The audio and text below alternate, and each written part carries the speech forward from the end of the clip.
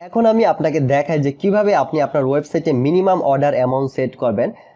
এটা হচ্ছে এমন একটা জিনিস, মনে করেন আপনি 100 টাকার নিচে কেউ যাতে আপনার ওয়েবসাইট অর্ডার প্লেস করতে না পারে এরকম কিছু করতে চান, অথবা 5,000 টাকার নিচে কেউ যাতে আপনার ওয়েবসাইট অর্ডার প্লেস করতে না পারে কোনো প্রোডাক্ট বা অ্যামাউন্ট, 5,000 নিচে যদি অ্যামাউন্ট হয় সে যেন কোনো প্রোডাক্ট অর্ডার করতে না পারে, বা 3,000-এর নিচে যদি অর্ডার হয় তাহলে সে যেন অর্ডার করতে না হবে, যে কোনো অ্যামাউন্ট হোক আপনি যেন সেট করতে পারেন যে এই অ্যামাউন্টের নিচে হলে আপনার কাস্টমার যেন অর্ডার প্লেস না করতে পারে। সো এই জিনিসটাও কিন্তু আপনি চাইলে কন্ট্রোল করতে পারেন। সেটা কিভাবে করবেন, সো চলেন সেটা আপনাকে আমি দেখাই।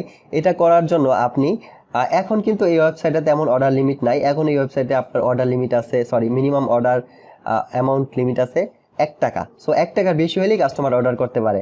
আচ্ছা ধরেন এক্সাম্পল আপনাকে ধরেন 5,000 টাকা দিই, ধরেন হ্যাঁ 5,000 টাকা দিই, 5,000 নিচে যদি হয় তাহলে কি অর্ডার করতে পারবে না, এরকম একটা কিছু করি চলেন, তাহলে আপনি বুঝতে পারবেন। সো এটা করার জন্য আপনি আপনার কন্ট্রোল প্যানেলে আসবেন, আসার পরেই সাইড থিম কাস্টমাইজার থেকে একটু সাইড ন্যাপ থেকে আদার্স এই বাটনে ক্লিক করবেন, তাহলে এই পেজে আসবেন। এখানে আসার পর আপনি দেখতে পারবেন, দেখেন ম্যাক্সিমাম অর্ডার, এটা না, এখানে আসার পর আপনি হচ্ছে যাবেন এখানে, এখানে আসার পর আপনি যাবেন হচ্ছে এই চেক আউট পেজ যেটা আছে, চেক আউট পেজে যাবেন, চেক আউট পেজ কাস্টমাইজারে যাবেন। যাওয়ার পর এখানে আপনি দেখতে পারবেন, দেখেন মিনিমাম অর্ডার অ্যামাউন্ট নামে একটা ফিল্ড আছে। এখানে আপনি জাস্ট ক্লিক করার পরেই দেখেন আপনার কাছে এখানে কিন্তু ফিল্ড আসবে, মানে আরও কিছু ড্রপডাউনে আরও কিছু অপশন আসবে যে আপনি কত টাকা সেট করেছেন। দেখেন এখানে আছে 100, 300, 500, 1000, 2000, 5,000 আপনি মানে কাস্টমে মানে লিখতে পারবেন না। এখানে যেই কয়টা আছে এই কয়টা দিতে পারবেন, বাট আপনার 5,000 লাগলে বললেন এই 5,000 এখানে অ্যাড করে দেওয়া হইবে, নো প্রবলেম। বাট আসলে এইভাবে কেউ সেট করে না, বাট বাই চান্স যদি আপনার লাগে আপনি বলবেন। সো এখন চলেন 2,000 দিয়ে দেখাই। সো 2,000 সেট করে আমি এখানে ধরেন আপনি এইভাবে আপডেট দিবেন, দেওয়ার পরে এখন দেখেন আপনার ওয়েবসাইটে কিন্তু 2,000-এর নিচে যদি কেউ অর্ডার প্লেস করতে যায় সে কিন্তু অর্ডার প্লেস করতে পারবে না। চলেন আপনাকে আমি প্র্যাকটিক্যাল দেখাই। আচ্ছা দেখেন এইখানে একটা প্রোডাক্ট আছে 690 টাকা, ধরেন আমি এটা অর্ডার করতে গেলাম, এটাকে অর্ডার বাটনে ক্লিক করলাম, এই চেক আউট পেজ আসলো।